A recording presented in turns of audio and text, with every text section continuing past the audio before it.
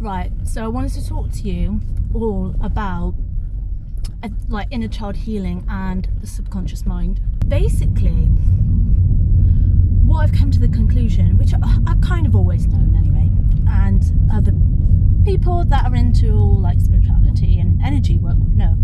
Basically, you cannot bullshit the universe. You cannot bullshit God, prime creator, fucking energy. You can't bullshit energy, basically. So whatever frequency you are vibrating off, what you are giving off, that will always reflect your reality will be constant that shit that's going on in your mind. So I've been feeling like really crap lately, the last few days, and I feel like a lot of like inner child wounds, everything's coming up to be really healed, and it's feeling really, really intense. And so on the conscious level, you can consciously say, right, I'm going to go to therapy, I'm going to do some inner child healing, I'm going to do the work, I'm going to work on myself. Then you're finding you're still being triggered by certain things, and it's bringing up all those wounds again. You're like, well, I thought I worked on this, I'm going to therapy and all that. And healing is not linear anyway. Things can come up later on in life, and it's just not linear at all. So it's because you haven't seen to it on an energetic level from the subconscious mind. And so you're constantly operating from this frequency of I'm not good enough, I'm coming from my trauma responses every single time still, because you're not seeing it from the fact that the energy is held into your body. You've got to release it. You've got to get rid of that programming in your subconscious mind that you're not worthy, what the fuck is wrong with me, and projecting all your unhealed fucking shit onto your children, onto your partner, because you're just not healed. But you're thinking, like, why? I worked on this, I've journaled on this, I've been to therapy. Like, don't get me wrong about like therapy. Like, I've never been, and I probably won't intentionally ever do therapy, but there's just something about like talking to another person and co-regulating together, and having that person just listen and witness it and validate your feelings. It's that like really healing experience you can have from somebody just co-regulating with you. But the thing is, because sometimes we haven't got to the root cause of it, that real deep down on an energetic level, we're still operating from that core wound, and our ego will constantly play out these stories again of, well, look here, your life is shit, like, be a victim. So you cannot bullshit the universe saying, yeah, I'm healed. Yeah, you've healed on a conscious level because you've consciously like gone into those memories, you've talked about it, that you're consciously aware of. But there are suppressed emotions in your subconscious that energetically gets held into the body, and when we stuff it down more and more and more, this is what causes things like illnesses, disease, because we are not seeing to it on an energetic and in a somatic way, in the bodily way, to release that. Okay, so just constantly thinking, well, yeah, I'm on my healing journey. Yeah, you're consciously on that, but are you working on the core wounds in the subconscious?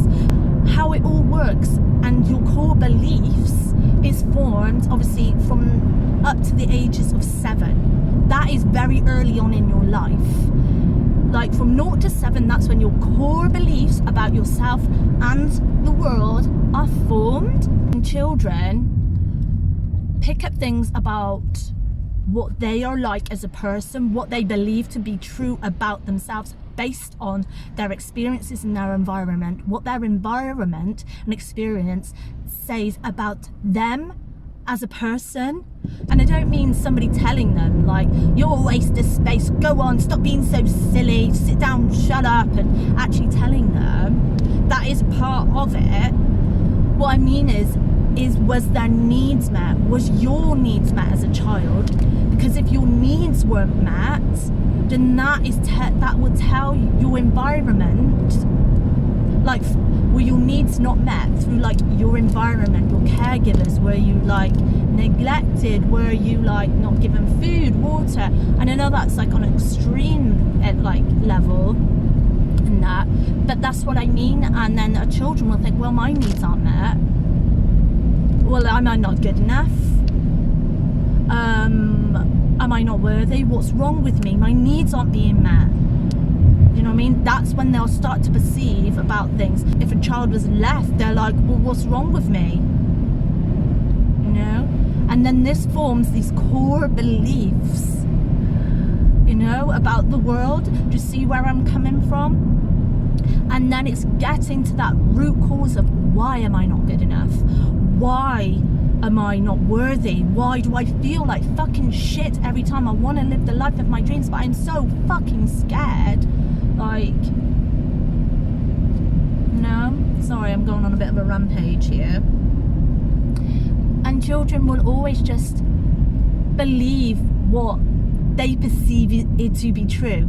You know, children will come out with all sorts of wacky, crazy things. Like, mummy doesn't love me, I'm not good enough. If you've like shouted at them, told them off, or whatever it is, just the slightest little bit of like punishment, they'll be like, oh, what's wrong with me? You know, just children sometimes comes out with really elaborate stories.